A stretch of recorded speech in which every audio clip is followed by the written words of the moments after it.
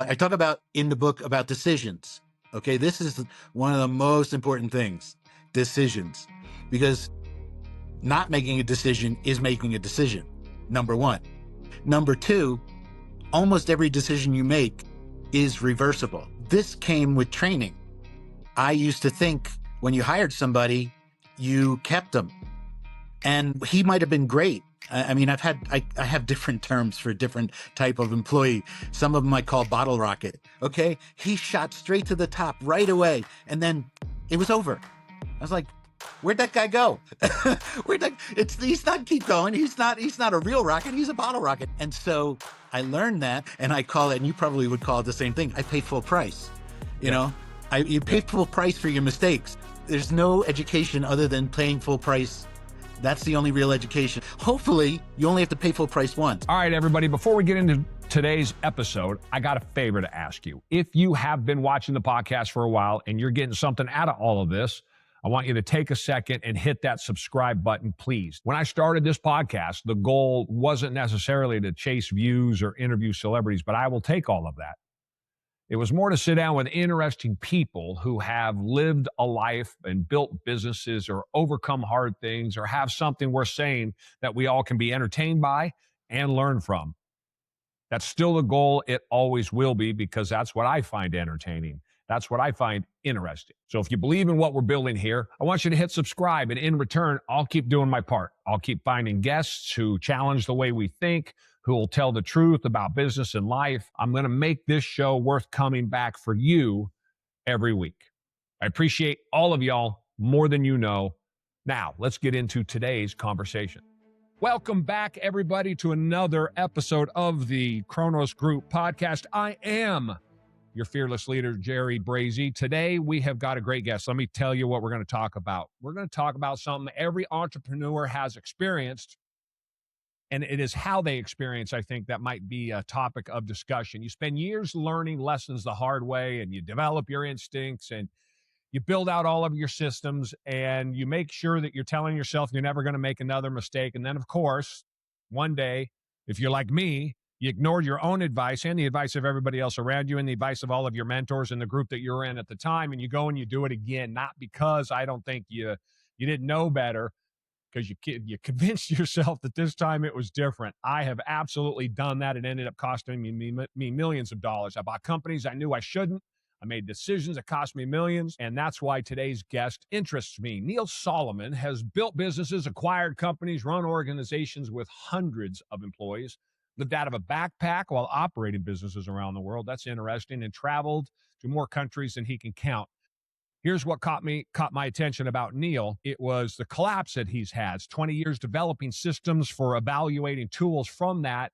And then one day he just ignored it. That decision changed everything. And so today I want to talk about gurus or get-rich-quit schemes and how well those work. I want to talk about judgment. I want to talk about why smart people ignore their own rules while dumb people ignore their own rules, and how fear and opportunity work together, what freedom means, and how entrepreneurs can avoid becoming their own biggest liability. So with that said, Neil, I really appreciate you coming on. Thank you for joining me here on the podcast. Thanks, Jerry. Really looking forward to this conversation. Yeah, let's do that. So let's go with the good old standby. You got an interesting background. You're talking to me from Mexico City, as we talked about before the camera started rolling. Grew up in Brooklyn, New York. Give us a little bit of that background. I was born in Brooklyn when Brooklyn wasn't cool. And Jerry and I probably can remember that kind of stuff. But, if my parents would have stayed there, they'd be multimillionaires now. But no, they didn't want to raise a child in Brooklyn. And so they moved us to New Jersey. And, we grew up there, went the normal path that everybody is told to do, which is do good in school, get good grades, get a good job out of college, go work for a big company that you can tell everybody I made it. And then after a few years, something kind of cracks and you're like, I didn't make it. I just signed my own, jail sentence. And it took me quite a while to undo that part of my life. And really, you have to undo all the training because nobody trains you how to be an entrepreneur or an investor or things like that. They're trained to be employees, and you have to undo the training. So that's where it all started. And so you go from a Brooklyn kid to a New Jersey kid. I'm going to jump maybe forward. Maybe this is Yeah, just a sure. natural progression that you lived out of a backpack while running Well, companies. yeah. Yeah. Yes. Talk about Yeah, that. that's the interesting part. So Yeah. I finally made the jump, and I had one operating business. I bought into restaurant franchise, built it from the ground up, got all my lumps, thought it was a home run before I started. Yeah, that's not what happens. So you have to learn all the things that you didn't know, or you didn't even know that you didn't know. And so I went to school for engineering, and I am a systems guy. And I knew that either I'm going to be behind the register like my father was his whole life, and this is going to be all there is. And I work 7 days. If I need to take a day off, I have to shut the restaurant down. That happens to many, many people. Or I figure out a way, this is the way I envisioned it. How do I become Jeff Bezos? How does Jeff Bezos go from a financial guy in Miami to having 1 million employees and creating a new company that nobody's ever had before? And so that was that was the thought experiment. That's really where it started. And so it's like, how do I get out of my business and be operational so that I can scale? That was the question that I asked myself. And at the time, the thought process just had come out, that Tim Ferriss's book, The 4 Hour Work Week. And I used that as my guide and Bible for how to structure my life. And so I set a test for myself. I said, I saw this backpacking trip that was 6 weeks in South America, that I hadn't really done any much travel outside the United States. And I bought the ticket and paid for the tour, not knowing if I could make it. But that was the incentive for me to make the systems in place and do the work so that I could take that trip. And that trip changed everything in my life. I mean, obviously, the next question is, how did it go removing yourself from your business and being gone for that 6 weeks? What point in the business cycle were you here? Was it still new, or had some years pass by? Well, at this point, it was operational and profitable and doing okay. And I had a good team, but I still showed up every day. And so, now if you look at some of the things I talk about, I call it the shower test for a different reason. And I can explain that later. But as simple as, if you fell in the shower and hit your head today, how long would it be before the business was gone? How long would it be before your family was out on the street? That's the kind of question I asked, and for a different reason. That's why I call it the shower test. It took many years to figure this out, the shower test, but it was really, okay, how long can I stay away from the company before the cracks start to develop? And it wasn't that I wanted to stay away, because I really enjoyed what I was doing, but I knew that my growth was limited by me. I was the ceiling of the company, and the company couldn't grow past me. I was in the way.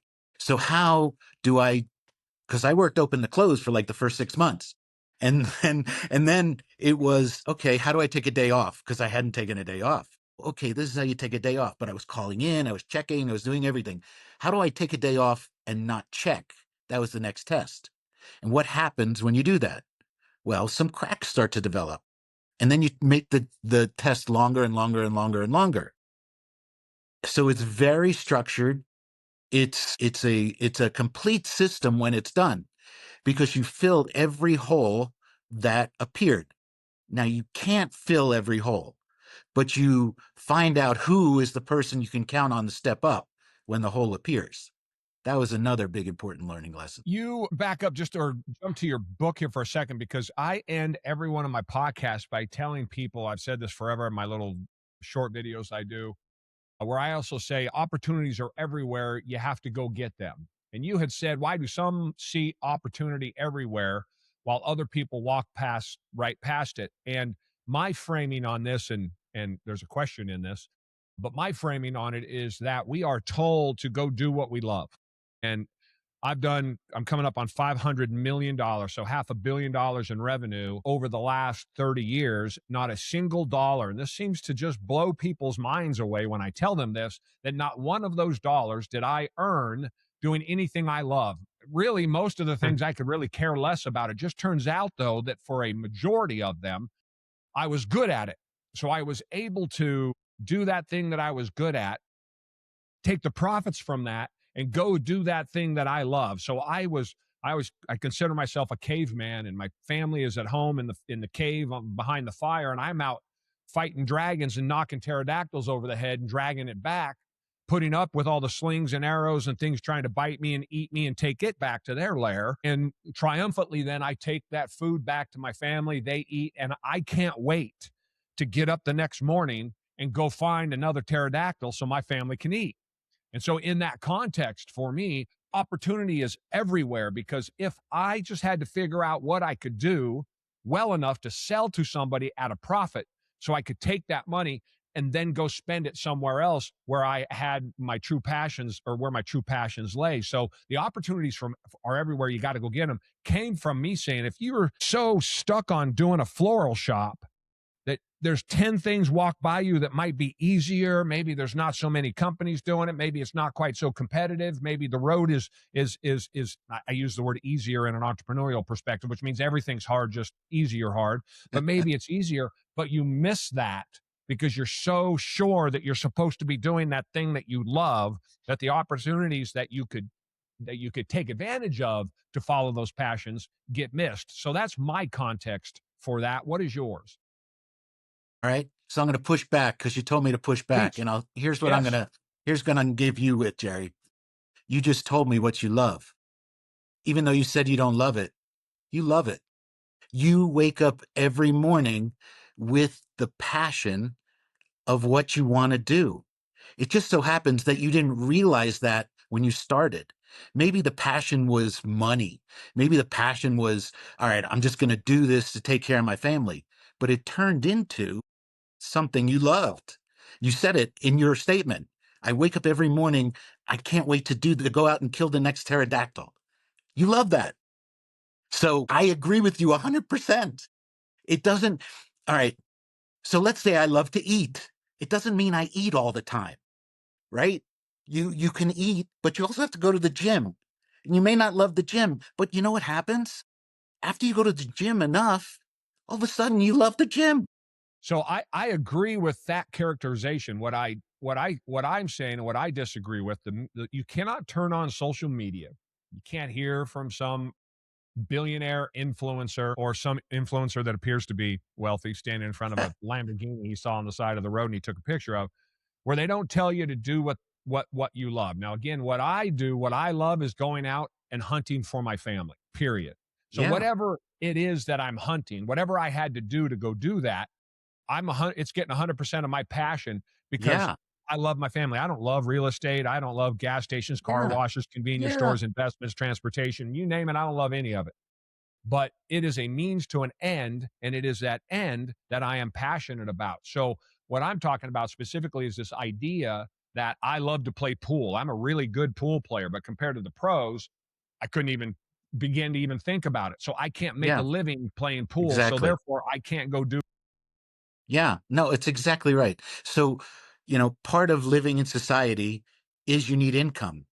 Part of having a family, if you decide to have one, is you need income. If you need shelter, you need income. So the thing is, there is a middle ground. You may not see it yet. Okay. If you only love playing musical instruments and you're not good enough to make a living at it, that's not what you make a living at. Maybe it's something in that industry, but you're not the player. I mean, so the thing is, where you earn your income or the industry you pick is not as important as your desire to do something great or your desire to meet the people who you never thought you could meet. And those are the people that you're going to be passionate about every day because they're fighting your fight. Jerry, just think about it. All these businesses, all this income, it doesn't just happen. It happens because you were the guy who made it happen and you put the team together. And I'm sure there's a passion and a love for the people that are on your team that have given their lives for your life too. and you feel this camaraderie. That's what passion is. Passion is always about people. It's not about things or the money or what it can buy. The passion comes from the connections. The passion comes from doing good work. The passion comes from making a difference. The other stuff are hobbies. The better you are at earning, and I'll add this to it, at creating freedom of time. If you have the ability to earn a very good living and have more time in your life, guess what you can do with that time? Follow your passion. Right. I agree. Yeah. Yeah. I think you used artists there and musicians, and I've worked with a few artists from on a consulting basis. And the one thing I always have to tell them is, look, man, I get that you think what you just drew or painted or created is the greatest thing in history, but it's not selling, man. You're not doing well. You're too close to the business. You're too passionate about it. And I don't know, put a stick figure on the wall. And if that sells, that's what people want to buy. What people want to buy, what you can sell at a profit to make a living, to use your context. And the pushback is always, but that's not who I am. That's not what I am. Right. This is my passion. I'm doing what I love. And I go, well, nobody wants to buy you doing what you love. So you better figure out how to do something else so then you can go do that thing that you love. And I think that there is a difference there. And I think we agree with each other in that people zero in on that thing rather than maybe, I'll give you a perfect example, rather than maybe what it can build. I grew up with 8 brothers and sisters, abject poverty. And so I lived with hookers and heroin addicts when I was 17 years old. The life that I have for myself, I've been married 29 years. I have 3 kids, 2 boys in the military, and a daughter that I eat dinner with 4 nights a week. I am blessed beyond blessed. A 25-year-old Jerry would have no context for what I'm talking about today at 57 years old. Had I followed that pool playing dream, I'd have none of it. Right. So Mhm. I did the responsible thing and I went and did what I could get done in order to then facilitate this thing that I would absolutely die over. So I think there's a context there that people, maybe particularly younger people, need to hear. Yeah, I mean, so really, this might not be for you. This idea of not doing your passion, like you won't draw a stick figure because it's not you. Okay. Well, this financial business type stuff of having income and taking care of families and, you know, is not for everybody. If it was, it would be much harder to do. But as you can see, Jerry and I see opportunities everywhere. And I'll tell Jerry he hasn't heard this before. My dad used to tell me this phrase, and it's in the book a lot. It's called "There's no competition." And what I mean by that is this: there's competition everywhere in everything you try and do. Okay, but there's so many opportunities that if you have to compete over one single opportunity, there's no point. Find the next one. Let the other guy have it. So there's this idea of scarcity in the world, and some of the people who sell really expensive stuff in the mall, those beautiful stores, and they sell a purse for $20,000. That's for people who believe in the idea of scarcity. It's not that the purse costs 20,000 to make; it costs 200 to make, but they're selling it to you because you're the only one who's who can get it because of scarcity. Or if you want to go see a concert and all the tickets sell out right away and you're willing to pay 10 times the amount because you believe in scarcity. There's always another way. There's always another opportunity. There's always another door to get to where you want to go. The thing is, don't believe that you're competing against anybody. You're just doing the best you can do. And if this game is not for you, there's nothing wrong with that. There's no shame in that. There's no crime in that. You can have a great life. You can paint. You just can't have the other side of what Jerry's talking about, which is the freedom, the income, the other things that might make your life different. Let's talk about, I think it was your term, collapse. Yeah. Yeah, okay. That's one of the chapters names, the collapse. Yeah, okay. Let's talk about the collapse. That was my note that I have written here. You said you trusted the same deal scoring system for 20 years and then you Yes. ignored it. Yes. Let's talk about that and give us a little bit more context on what you were doing at the time. Yeah, so I'm an acquisition guy. I like acquisitions. I like cash flowing operational businesses. Number one, easy to finance. Number two, systems are already in place. Number three, the staff is there. You may not like the staff. You can change all these things once they're there. But there's customers walking indoors, there's people spending money, all that infrastructure is already there, and you don't have to start it from zero. What I found is the starting from zero requires a lot from me, and that is the difficulty. It may make you more in the long term doing it yourself, but scaling is much more difficult. So I was acquiring other entities within my ecosystem. And when I acquire a company, I have a way of scoring deals. The problem is, and if you have a stock portfolio, you can probably agree with this. The problem is, you don't ask yourself if you would buy the current company you own. You forget about that. You already own it. So you don't look at the financials of that company as if, would I buy this company today at this price? That's the thing I missed out on. I forgot that some of the things that I thought were static were actually dynamic.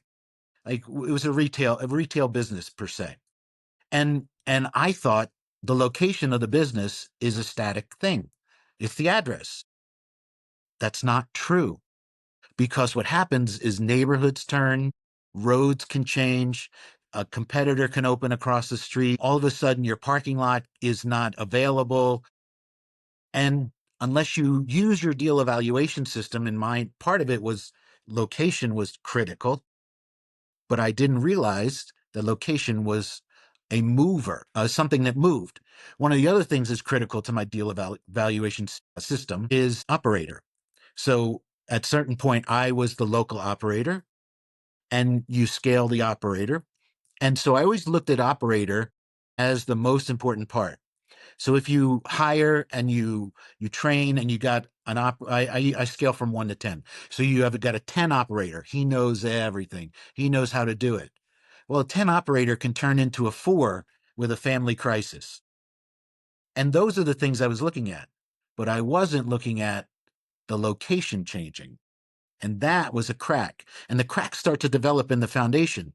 And me, the CEO, has my eyes on the horizon. Where's the next opportunity? And I don't see the cracks developing in my foundation. As long as the next deal is bigger than the last one, no problem. The collapse happens because everything becomes cross-collateralized. And as things start to fall, what's left can't hold up the rest. And that is what took me down. Did you, in the 20-point analysis that you had, was the analysis flawed, or did you just ignore something that you shouldn't have? Was it there that you should have not done the deal, or was the analysis flawed and you learned it too late? Well, a little bit of both. Let me explain. So I have 3 points that I look at. I gave you 2 already: the location, the operator. The third one's the concept. Okay. I thought the concept was something that also didn't move up and down the scale, but it does. And it's a kind of a thing that you think, just take any business that you've ever seen. Kmart was a 10 concept when we were little kids. Now it's 0 concept. It's out of business. Okay, so during that life cycle, it went from a 10 to a 0. And so that's the thing that I missed. I didn't realize that the concept was a problem. And I didn't realize that shopping centers and neighborhoods change over time. And I took my eye off of those kind of things. And so what really showed up in the difference was my customers used to be able to afford our product. And now the neighborhood we were in, our product has to rise in price, and their incomes didn't rise accordingly. So all of a sudden, we're in the wrong neighborhood, and we didn't move. The neighborhood moved. So that was the issue. And when you have a bunch of different places, it's hard to spot. If I had a better system of spotting it, I would have. Yeah, right. And So where do you rest the, I'm not going to say blame, right? What lesson did you learn from that relative to, I never thought about the neighborhoods changing? I come from, I live in Middle Tennessee now. I love it down here just south of Nashville. I'm originally from Portland, Oregon, where I was for 50 years. And we just had an 80-year-old, just an absolute, this standard restaurant, bar, pub. It's been there for 80 years and it's out of business. Now it's out of business because of government malfeasance. The neighborhoods have ran into, just absolute decay. The homeless are everywhere. There's garbage in the streets. There's no policing. Nobody goes out anymore. The boards, the businesses around them are all shuttered. 40% of the downtown is empty. So there's nobody walking around anymore. And this restaurant that was there for 80 years is gone. And I look at those guys and go, I mean, there's nothing you could have done, right? I mean, you can't control the government. They, just became what it became. You certainly could picked up and moved earlier, I suppose. From that perspective, you look back on it. In your context, though, did you see any of that coming, or was it just you lost the discipline on your 20 points, or you weren't looking at it like you should have been, and you had, like you said, your head was gazing at the next big thing? Yes. So it's all of that. So the guy who owned that bar, he should have sold before the thing that happened to the downtown, right? He would have gotten his money out. He would have been paid very well, probably. He had a good operating business, but he could see the iceberg approaching. And that's what the CEO is supposed to do. And that's where I talk about standing in the crow's nest looking for the iceberg or looking for the storm, and the captain's in the wheelhouse steering the ship, but he can't see the storm only from the crow's nest. So the CEO is looking out for those kind of things, but he's not looking for the crack in the bottom of the hull. And so he's also got to go check for those things. Is the hull cracking? Because he's out looking for the iceberg. And all this is metaphor. But the point is the deal system I used to buy was a system that I should have used to evaluate my own companies when I should have sold. That I never thought about. I always thought, and I call this, you talked about mistake, right? I call it hubris. My mistake is hubris, thinking, even though I failed so many times in my life, thinking that, hey, I know what this is now. I got it. And it happened so fast. It happened so fast. We were the most profitable we've ever been end of 2021. And by 2023, it was over. It was over that quick. And looking back, the mistake that I made is I saw it in 2021, but I said, cycles come and go. I can ride through it. No, it didn't. It didn't. It just kept bleeding. I think there's a good lesson here for anybody listening that runs a business, in particular where I come from in Portland and other cities just like it, is that there is an idea. I think we all have it, that the world just isn't going to change that much, or somebody's going to fix it, or it's not going to, depending on what your ideology is politically, right? That you can't see past it, because as long as the right team is in place, it's going to be fine and it's ultimately going to get fixed. And I think that, like a frog in a pot of water, as they say, I think there's a lesson there for all of us to pay attention to what happened to you, because it's not one of these things you can necessarily put your finger on. I think that there is like I said, almost a veil over our eyes, that this magical thing called the government is going to fix this thing that's destroying our business, in a way, to put it in blunt terms. Yeah. So I talk about this as the main idea of the book. I call it the architecture. Now, if I can go into that just very briefly. Please. Think about the architecture of your home. Okay. Let's say you got a 2-story home, your bedroom's on the second floor, and you need to go to the kitchen. There's only a couple ways to get to the kitchen, right? Theoretically, there's infinite. I mean, you could break through the ceiling, jump off the roof, land on the grass, break through the front door. I mean, there's like all those, but really what you're going to do is leave out your door, walk down the stairs, turn left, and there's the kitchen. So now the architecture is the house. Okay. Consider the government also the architecture, or your family could be the architecture. or your education that you learned in university, or it could be your religious organization, your church and things. They all have these architectures. And the way to the kitchen is called the menu. This is the way to the kitchen. Now, every other thing is open to you, but really there's only one choice. That's what the government is there for, is to give you that one choice. They don't give you this idea that you can do everything. You can do just a couple things, and it's only what's on the menu. And I'll give you one. I don't want to get political at all, but the guy who is, let me say it this way. There's no way, no matter who's in power, that they can change this architecture. The only thing that changes the architecture is a very long time, and it's generational changes. Okay, the last generational change happened when you and I were young, somewhere around the 80s. And there's another one coming probably in the next 20 or 30 years, because you can already see it with the young people are pushing towards this change.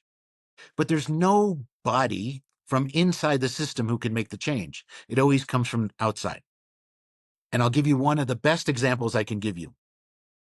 We can only navigate what's inside the system. You and I, Jerry, have figured out how to navigate the system. That's what we've done. Donald Trump has talked about the reason he knows how to get so rich is because he knows how to navigate the system. He's even said it out there. He really can't change the system no matter how much he tries. He got Elon Musk, the guy who knows, and I'm not being political at all. I'm just talking about systems and strategies and concepts, right? He got the guy who's been able to navigate the architecture better than anyone in history to become the first trillionaire. And Elon said, I can change the architecture. I can get in there, do what I do in my companies, take these people out, move these people in, get everything to change. And after 90 days, guess what happened? You tell me. Did the architecture change? Do you see a big change of what Elon Musk, the best in the world at navigating the architecture? Even he got squashed. There's nothing you could do from that side. And again, this is not political at all. This has nothing to do with party. Some do better than others, but the change is not there. So don't try. Don't try to change the architecture. Understand it. That you can do. The only other thing you can do is change architectures. If you don't like the architecture of your family, you can change architectures. You don't like the architecture of your government, you can change architectures. But you can't change inside. I learned that the hard way working in corporate America. And I talk about it in the book. I sold 325% of my goal one year. And I ended up getting a $13,000 bonus for the year. And my goal got raised by 325%. So the next 3 years, I never got any bonus. So it's the architecture. And when you're faced with it, and when I faced my boss with it, his response to me, and I hope this language doesn't hurt anybody, is, sorry, Neil, shit flows downhill. My goal went up too. So this is how the system works. Don't try and beat the system. Try and navigate it. That's the best thing you can do. And there's so many ways to navigate it. So as you see the things around you changing in a negative way, your eyes need to be open to those kind of things. Maybe it's time to sell. And Jerry, you say you're in the gasoline business. At some point, if, I don't know, your grandchildren, great-grandchildren, if they stay in the gasoline business, it's going to be a different business. We all see that coming, all of us. It just has to at some point either run out or it's going to change into something else. I don't know what it's going to change into. Right now, it looks like electric, but it is going to change. And Amazon changed everything about retail.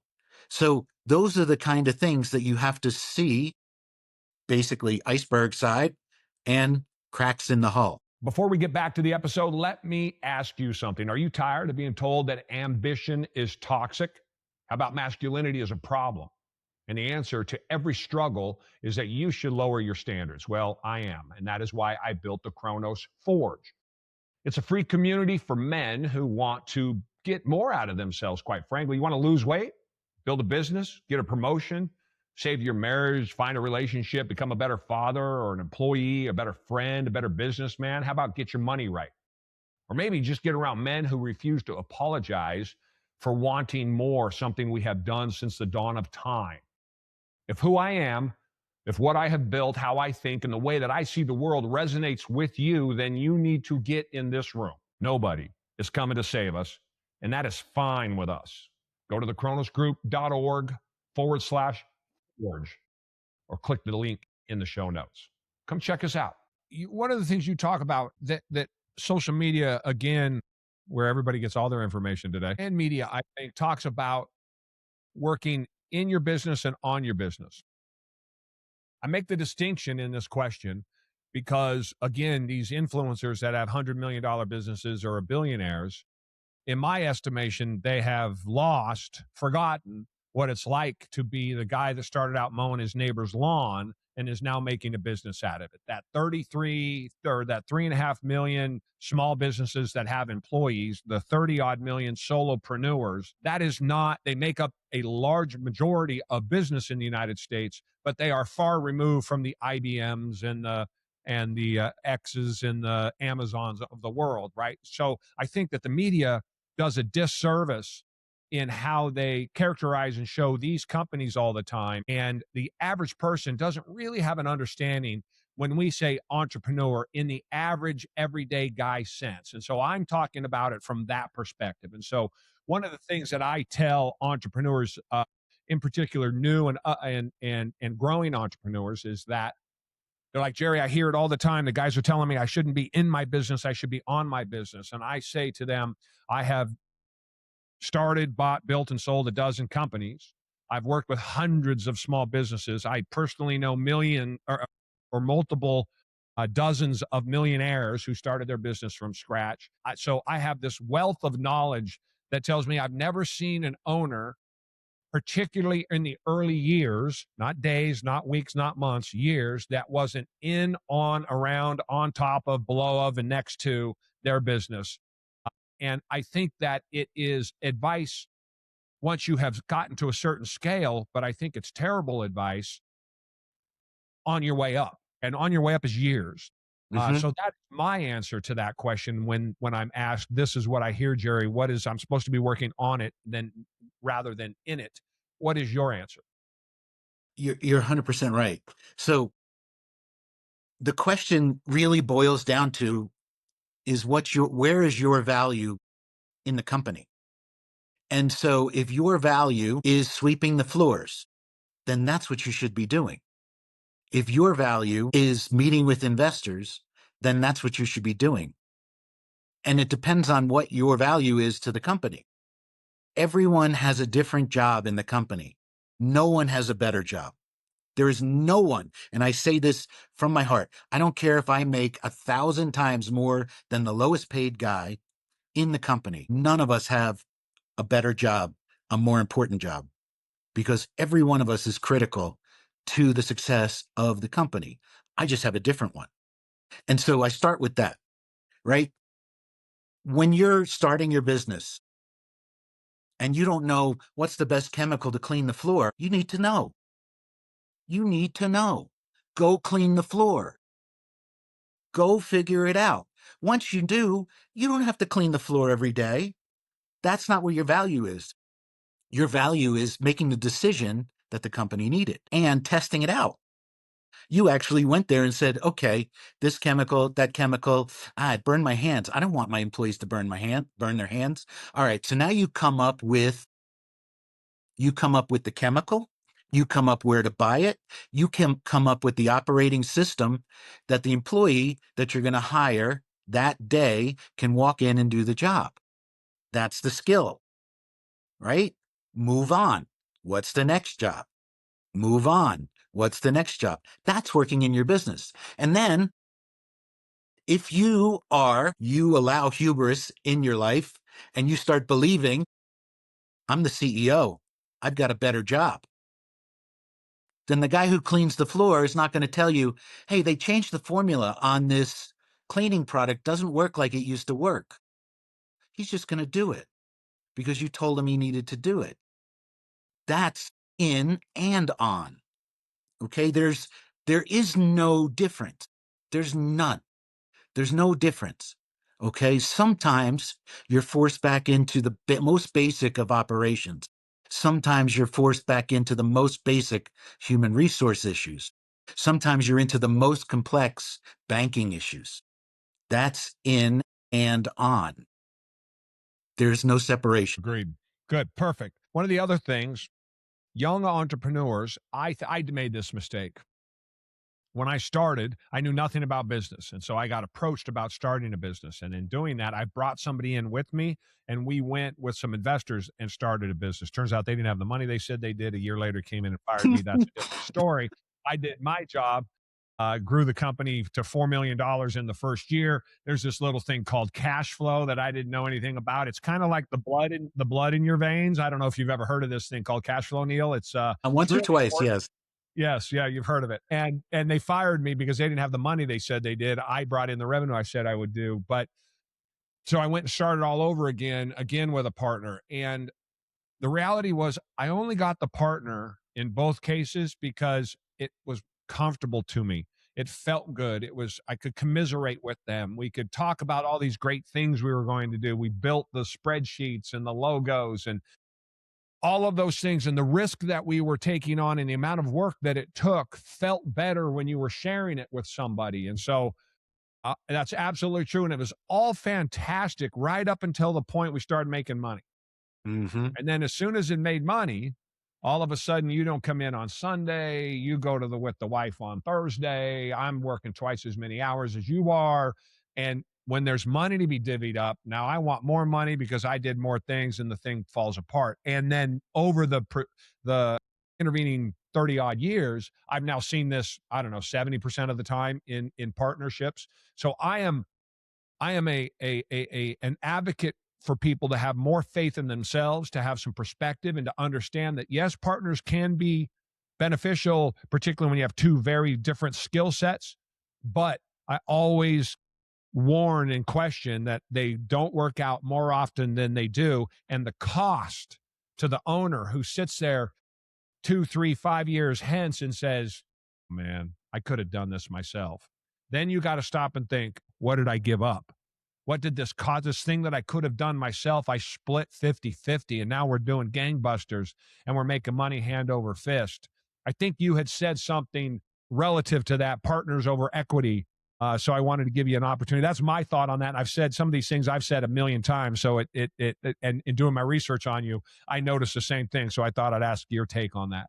Absolutely. I mean, there's a whole chapter on partners, and I rank partners from least expensive to most expensive. And the most expensive, partner, as Jerry found out, is the operational partner. That's the most expensive, the operational partner. And I don't want to go through the whole concept of least to most. You can find that either online or in the book. But what I do want to say about the partner situation. Okay. Jerry talked about realizing there's a problem. Okay. Now what do you do? Okay. You will, if you have the most expensive partner, the active partner, you will at some point realize it's a problem. You have to draft your operating agreement to assume that every one of your partners is going to die, is going to get divorced, is going to have some crisis, is going to want to leave the company, is on and on. Okay. That operating agreement is the only thing you have, unless you want to jump ship and give up everything, to fix it. Write it like those things happen every day. You're going to look, the attorney's going to say, yeah, this is a rarity. This is I don't know. It always seems to happen. You know, I didn't ever bring on an operational partner. I almost did. And I'm so glad I didn't, you know, and I don't mean, I can't say it. I can't say it on the air what happened, but he was doing some operational things. And I was like, oh my God, he's killing our culture. What did I just do? And before I took his money and had him sign, I got lucky and saw who he really was. If I had taken his money, if I had seen who he was afterwards, it's over. You can't get rid of him unless maybe you buy them out at a substantial amount.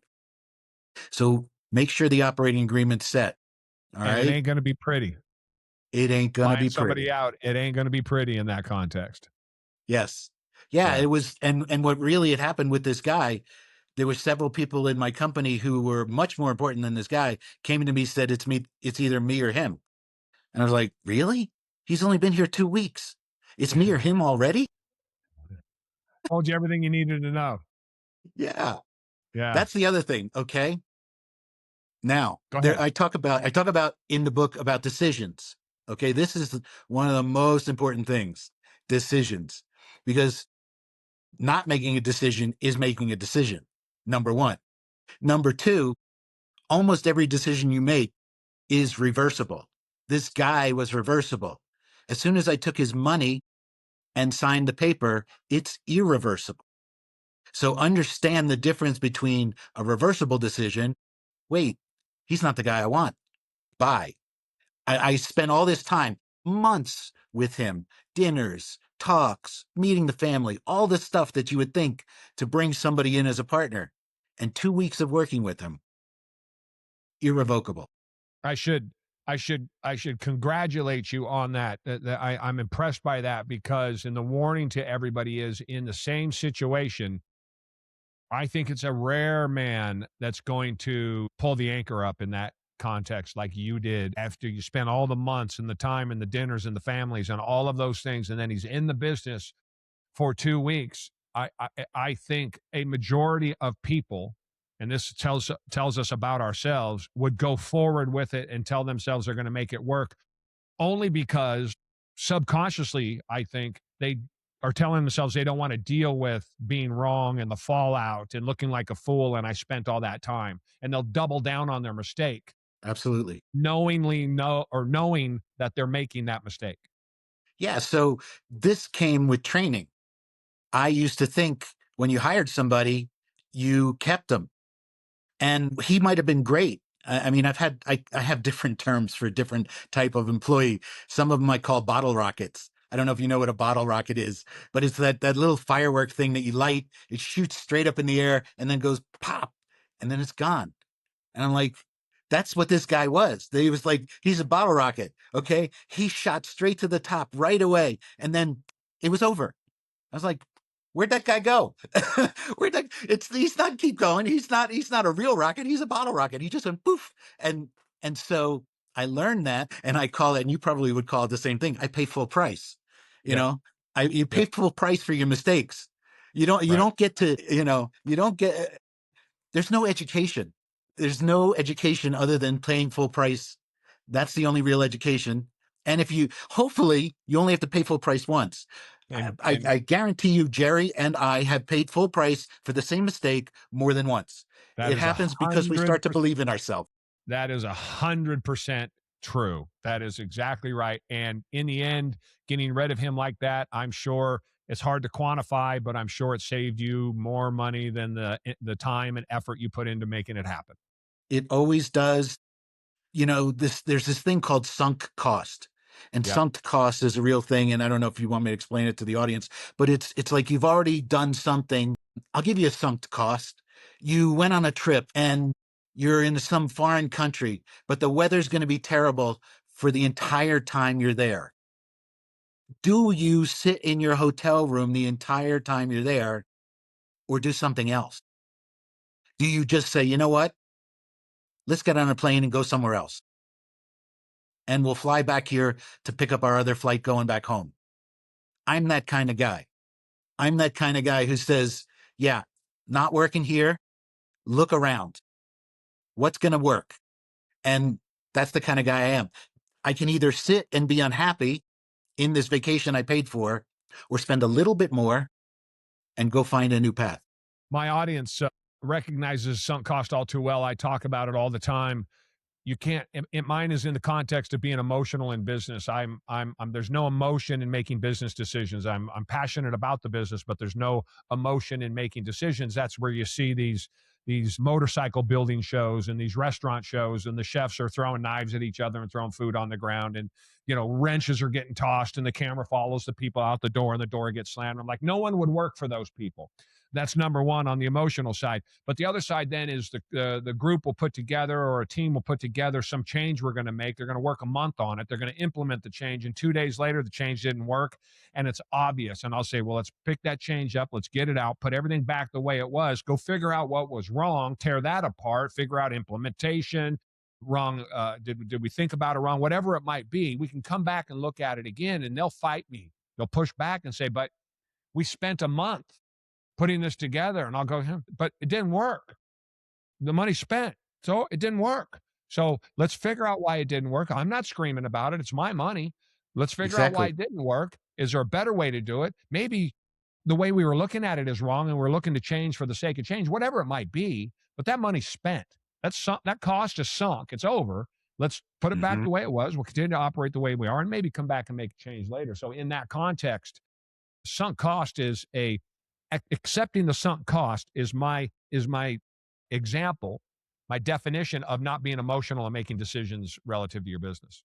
Absolutely. I'll give you two little reframes on that. The first is, have you ever owned a used car that you knew you shouldn't have done the repair? You should have gotten rid of it. You did the repair. It cost you a lot of money and it's gone anyway. We've all been there. Okay. So it's business, it's personal, it's the same thing.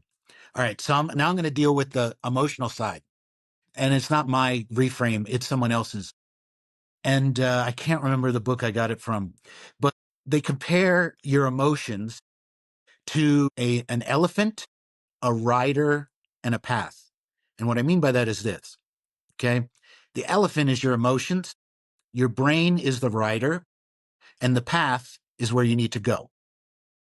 Now, something happens. Whatever happens, the brain is telling the elephant, you need to go this way. If the elephant decides it doesn't want to go that way, no matter how skilled you are as a rider, there's no chance. That's the emotion. So Jerry has worked very diligently on pushing that down. Okay. That is not an easy task of controlling the elephant. Okay. And I'm sure if Jerry is this strong in one part of his life, there's probably another part of his life where the elephant gets away. Maybe it's his daughter, maybe it's his church. I don't know what it is, but nobody can control the elephant in every part of their life. All right. What you can do is try and wrangle the elephant so it can't go too outside the path of where you need to go. You need to set up these guardrails. You need to be able to calm the elephant.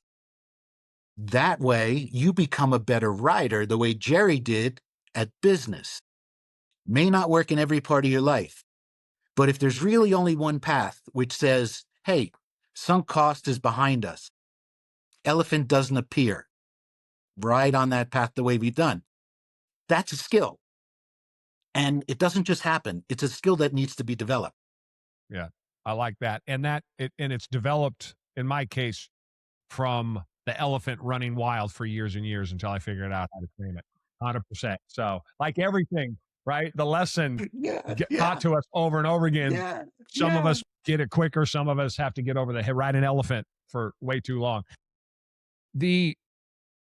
Tell us about the job that we create for ourselves versus, I think your framing was the business that you can get away from, or one that you are embedded in and you just create a job for yourself. I'm not sure I'm defining that very well.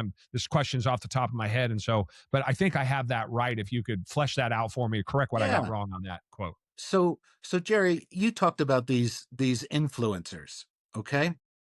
What happens to the influencer's company when he dies? Does it just continue? No.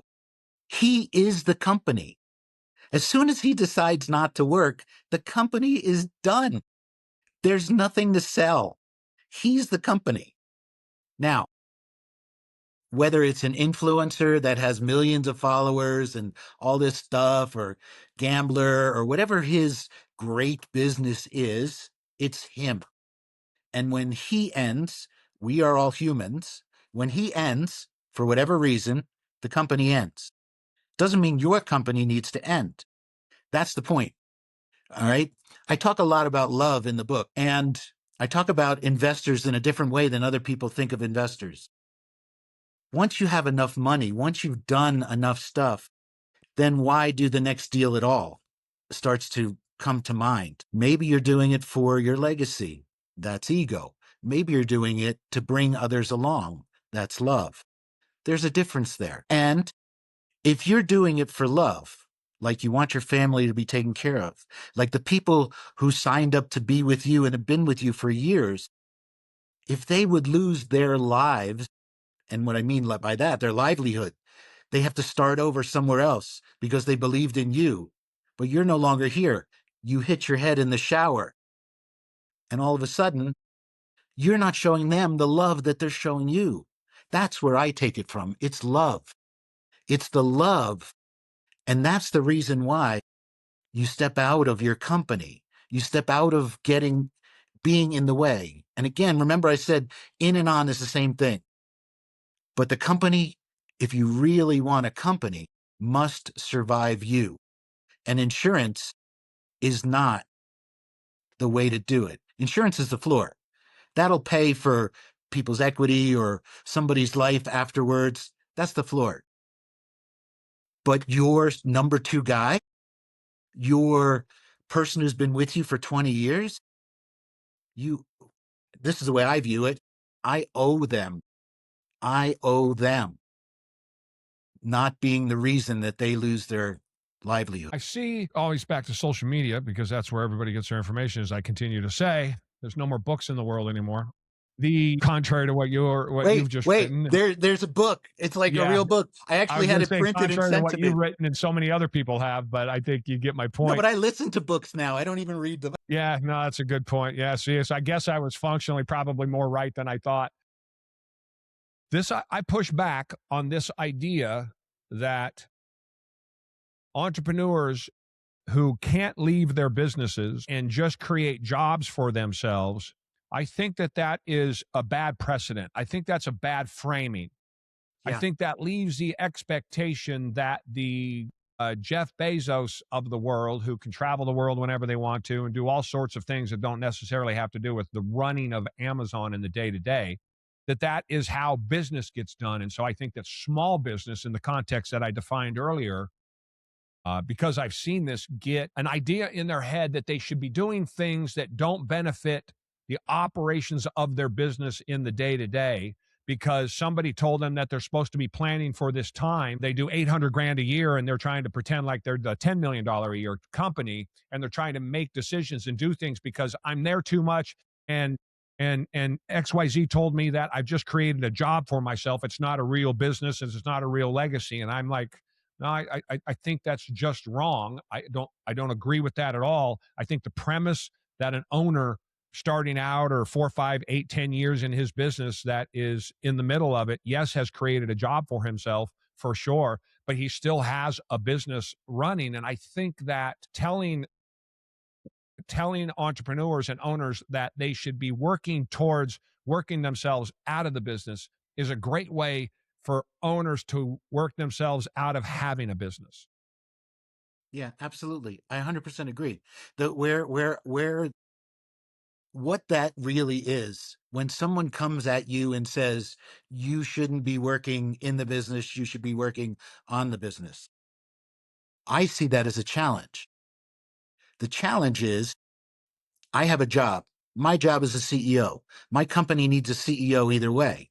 Either I hire that CEO position or I do that job. But that is my job in the company, period. Okay? My job in the company as CEO is X, Y, Z, blah, blah, blah, blah, blah. Okay? My real job is to be as strategic as possible.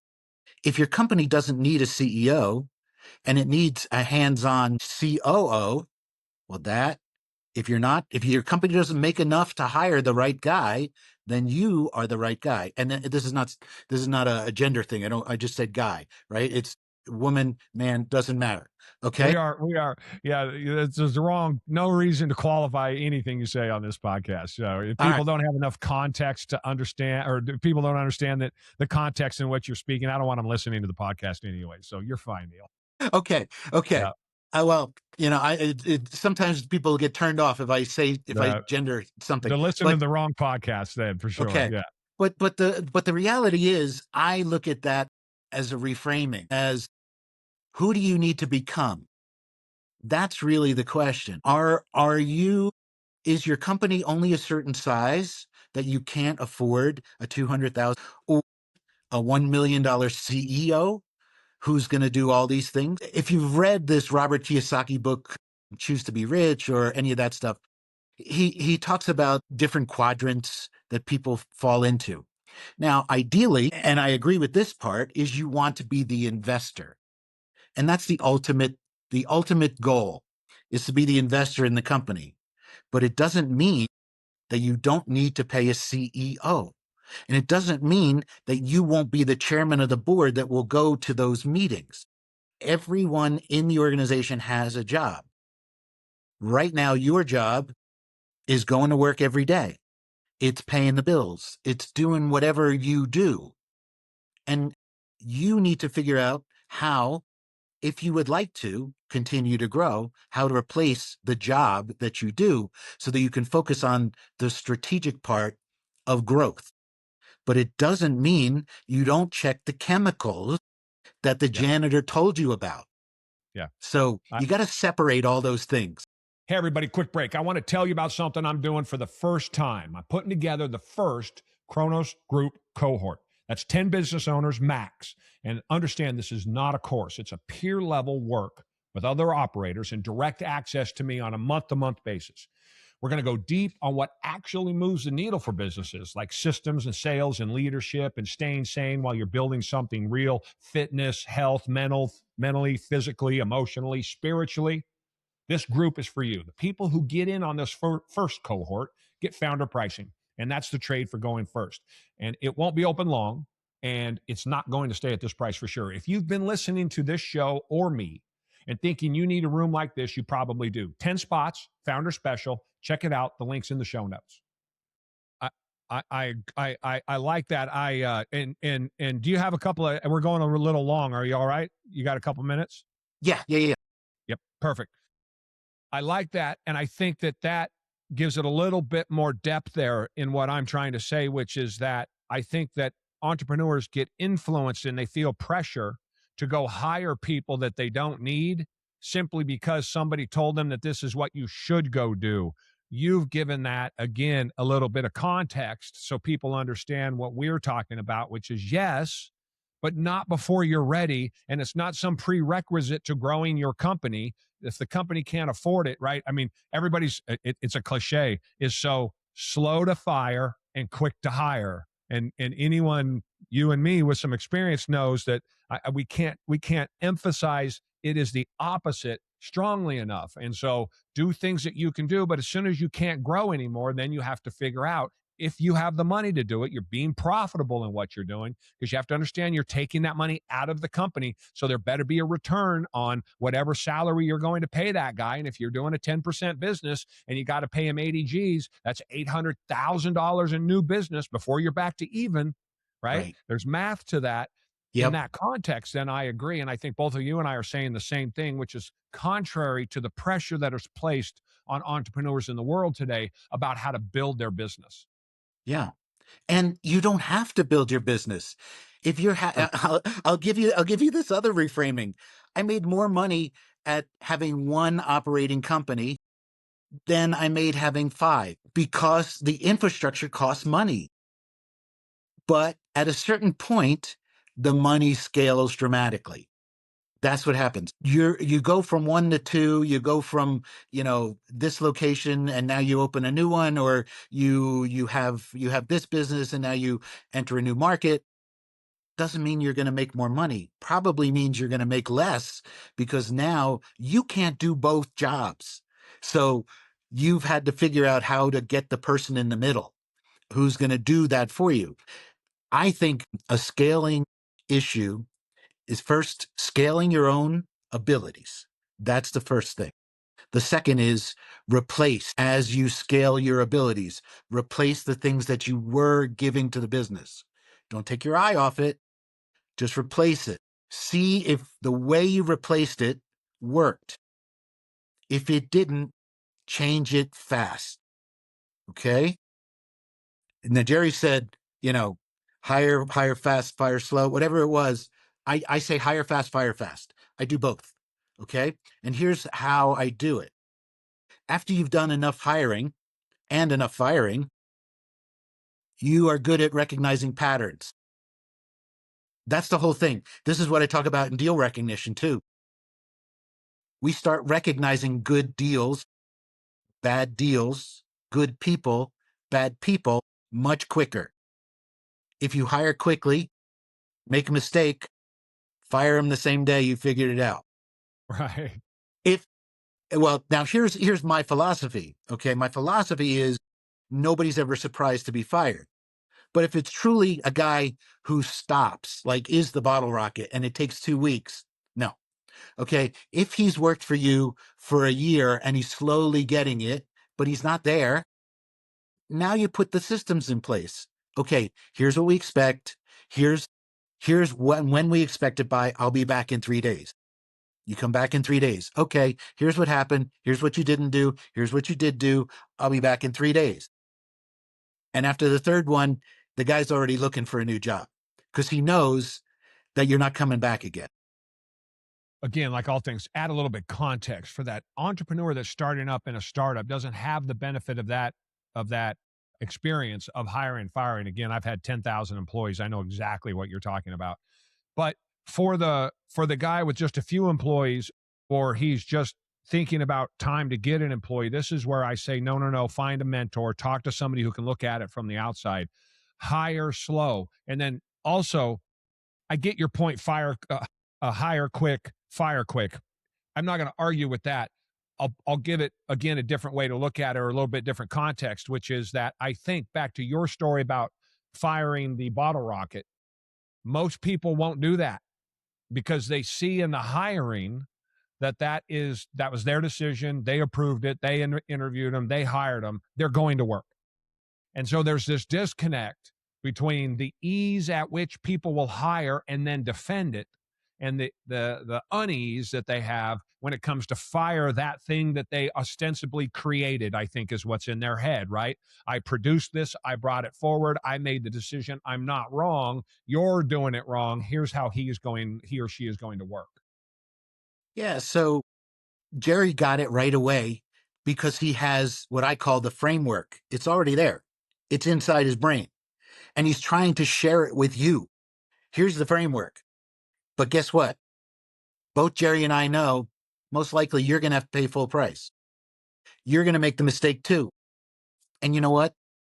Jerry and I understand. We're not going to come down on you because you had to pay the same full price we did. Right? No, it's part of the deal. But here's the real deal. Once, maybe twice. Pay full price once or Come twice. on, give me twice. Give me twice, I'll feel better. Once, and I feel like you're insulting me. Okay, but 600 times, right? Yeah, right.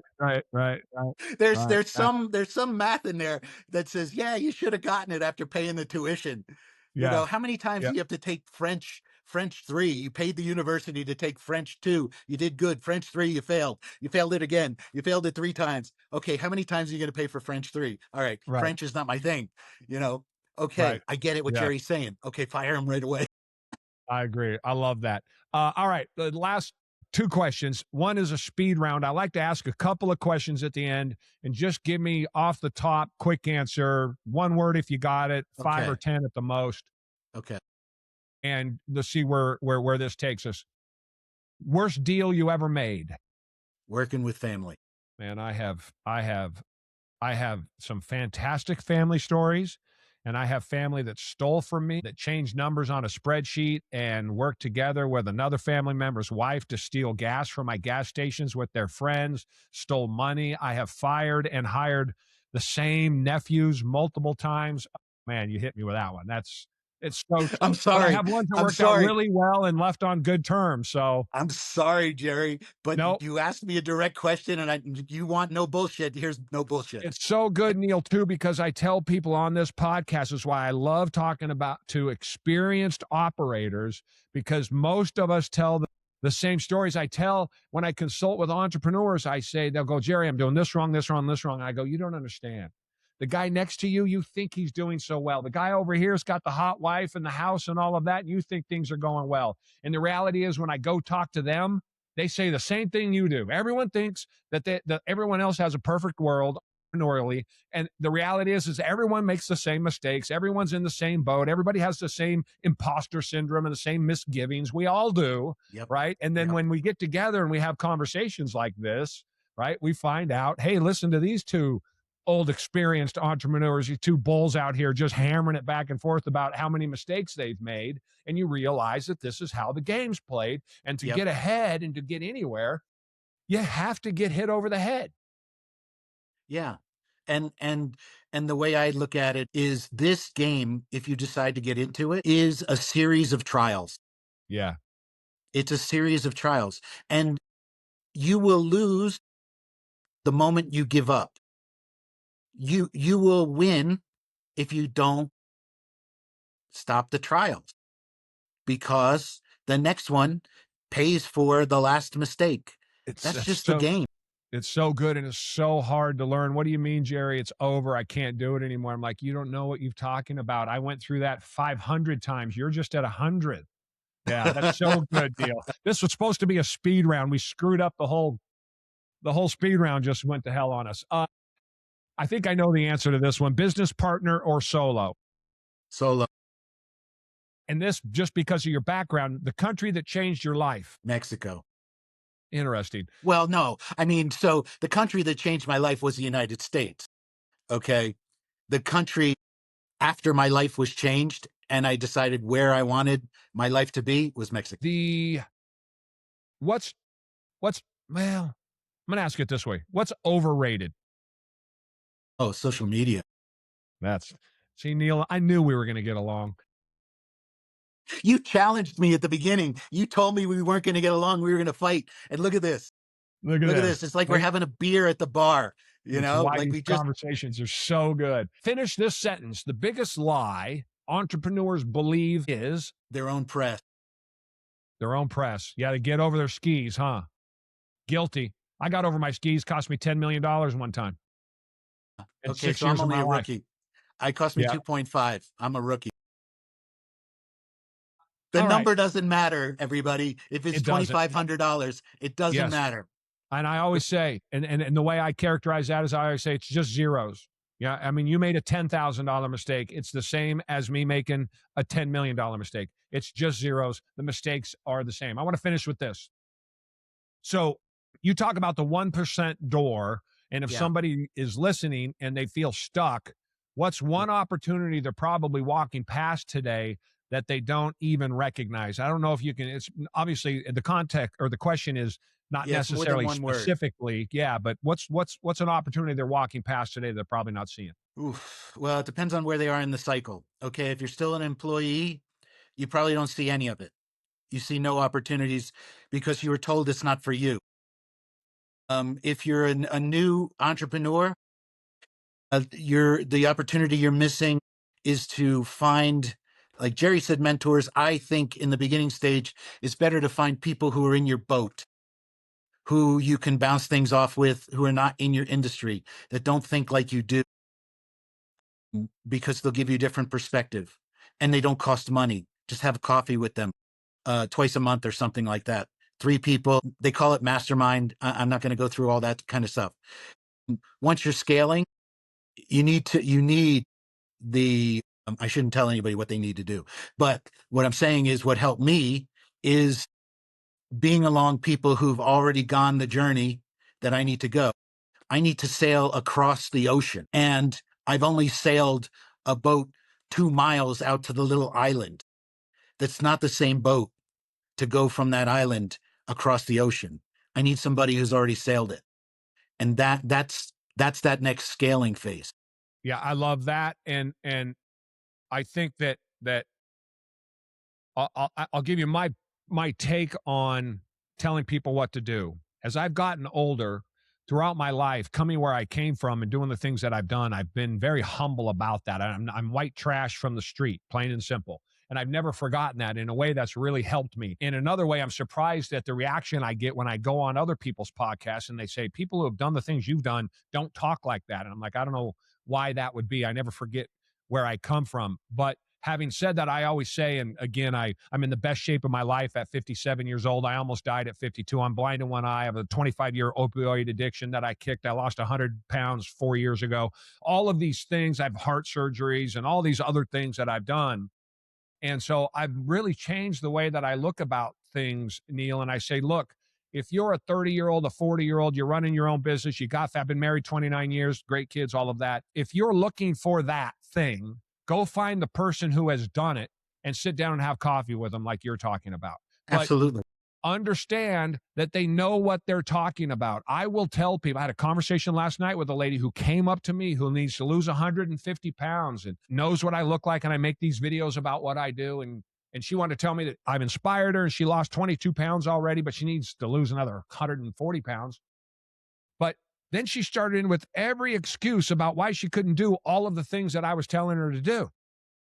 And I said to her, I'm not your guy. I'm not the guy to talk to because I don't have any excuses. I don't do any of that. So if you want the excuse ward, you have to go find a different person to talk to because my experience tells me that if you do this, and this, relative to life, whatever it is that you are looking for in success, then I can give you my answers on how I did it. So I'm telling you what to do because I went and did it. Now, I have never split an atom. I've never created an atomic bomb. So if you're asking me to do that, I can't help you. I don't know how to do that. I have to send you to somebody else. But if you're asking me how to build a house, how to run a business, how to set up operations, gas stations, convenience stores, crawl off the street, live with hookers and heroin addicts, I pulled a 10-inch screwdriver out of my back. You want to know how to survive that? I broke my back as a 19-year-old. You want to know how to survive that? All of those things, I can help you survive. I can tell you how to get past all of that, leave all that victimhood and trauma behind, and go on and become something for yourself. So I really push that in my head now.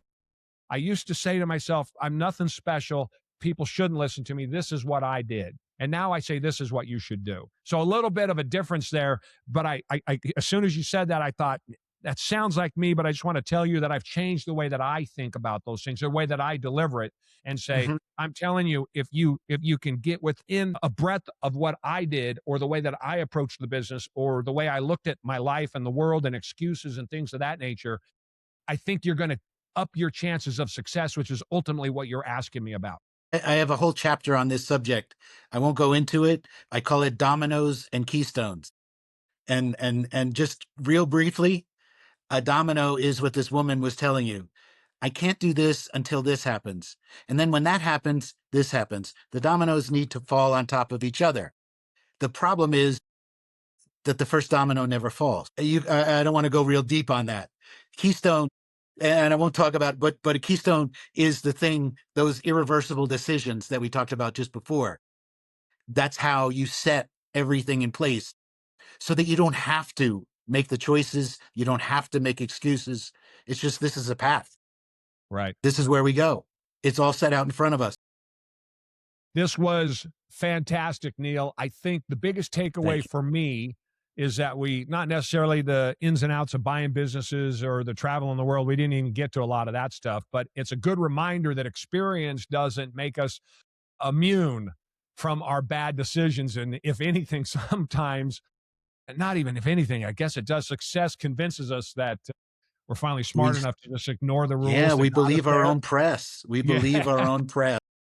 It's so true. So if y'all like to learn more about Neil, go pick up his book, The 1% Door. Hold that up, Neil. Perfect. The 1% Door.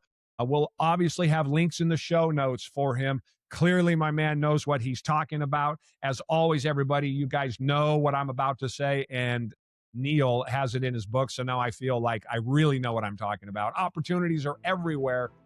You just got to go get them. Thanks for listening to the podcast. Neil, appreciate you coming on. Thanks, Jerry. It was wonderful.